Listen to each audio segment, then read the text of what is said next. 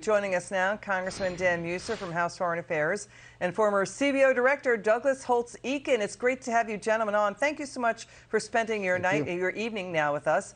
You know, Congressman Meuser, what did you make of this plan out of the G7 that's going to allow Russia's oil on the market and do? What are they doing? It just sounds like insanity. It doesn't exactly sound like a plan that is in the interest of the United States or the EU in the short term or the long term. We're operating with Putin. Putin has horribly attacked and invaded a sovereign nation. Look, we've got our domestic energy. We've got lots of it. We are choosing Moscow over Pennsylvania's reserves. And this go woke, go broke has got to stop, Liz. It's a go green or else mentality that is devastating, particularly low-income families. It's to what the congressman just said, right? There's this. Let's watch this. President Biden joked, Douglas, at the G7 in Spain. He's saying, "I may not come back home." Watch this. There's an old expression in a little town in Delaware called Claymont, Delaware, a little steel town. And they say, we're like poor relatives. We show up when we're invited and we stay longer than we should. So be careful, we may not go back. Okay, he's trying to make it funny, but Douglas, the new Associated Press NORC poll, 85% say the U.S. is headed in the wrong direction. 8 out of 10 Democrats say that. 73% of independents disapprove, 60% disapprove of Biden. And then, Douglas, you had Vice President Harris fixing a comment she said. She said Biden will run again. Now the vice president is saying he intends to run again. What's happening here? Well, the polls are nothing but bad news, but the polls reflect the bad policies that put the U.S. in this position. We got the inflation because of the American Rescue Plan, overstimulus of the economy, big spending problem. Now with the inflation, the Fed is warning that a recession is a possibility. The Fed chairman has been very blunt about how you can't rule that out. And certainly if they go ahead with a $1 trillion tax increase with a Build Back Better Act that they're chattering about right now, that guarantees a recession. That's not a good idea. And if we survive the inflation and recession, what we'll get is no growth because they're going to continue to do massive amounts of regulation. They set a record for the regulatory costs in the first year of their administration. It's not going down. It's going to go up.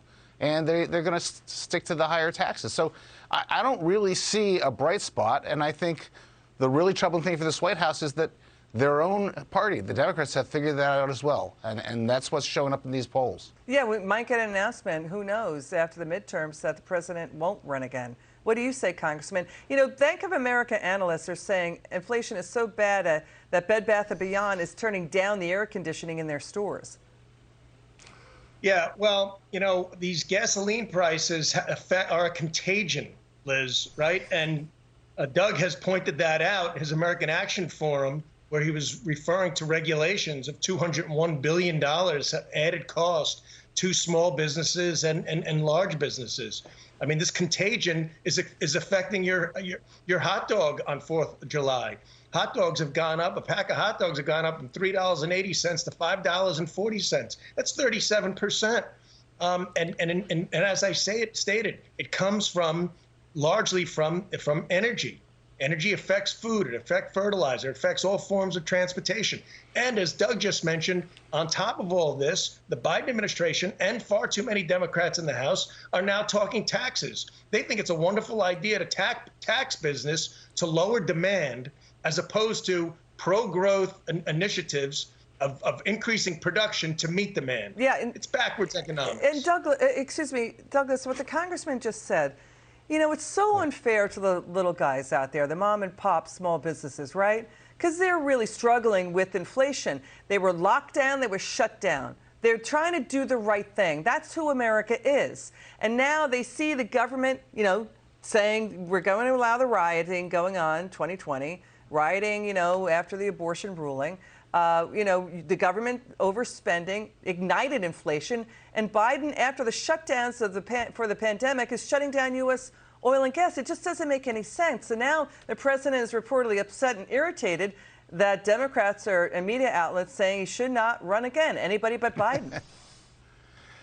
Yeah, I'm really mystified by this administration's ignoring the real problems on the ground. You know, households spend 50% of their incomes on food, energy, and shelter, and that inflation rate's 11.1%. That's higher than the top line. That no one can manage that. They get reminded every time they go to a gas station, grocery store, or go home. And the small businesses have already shown some weakness in hiring. Everyone else is out there in this hot labor market trying to snap up workers. They're not, and they see the regulatory costs. They see the possibility of a big tax increase. They're already having trouble with the inflation and trying to hire people. That's the cornerstone of the U.S. economy. And when it gets in trouble, you have lost your ability to lead the economy, which means you're going to lose your ability to lead the nation. That's important what you just said, because the president is about to join Gerald Ford and Jimmy Carter in history, Congressman. All of them clobbered by inflation. Nixon was too. But now he's going to double down on more government spending and Chuck Schumer's budget reconciliation. What do you think of that? Well, inflation is not discriminatory, as we well know, but it does affect lower income worse. What's worse here is we all remember Jimmy Carter at least having a mea culpa moment. OK, that actually showed some courage. We've got a Biden administration that all they do is blame. All they do is cause this problem, and yet bring in the oil industry and say that they're price gouging and they won't drill and they're unpatriotic. People see right through that. Voters see right through that. It's hard to believe that he's even got 35% approval rating. I think he's going to lose his base. Inflation touches everyone, every voter out there in the suburbs, the cities, or the rural and the farms. And those people are not happy with the direction and the willingness to double down on the direction of this administration. There's going to be a blowout in the midterms. Final word, Douglas. Take it. Well, look, the real issue here is that consumer confidence is at the lowest point it's ever been measured. And that tells you that not only have the Republicans correctly diagnosed that there isn't a strong future, Democrats have as well. Okay. Congressman Dan Meuser and Douglas-Holtz-Eakin, thanks for joining us.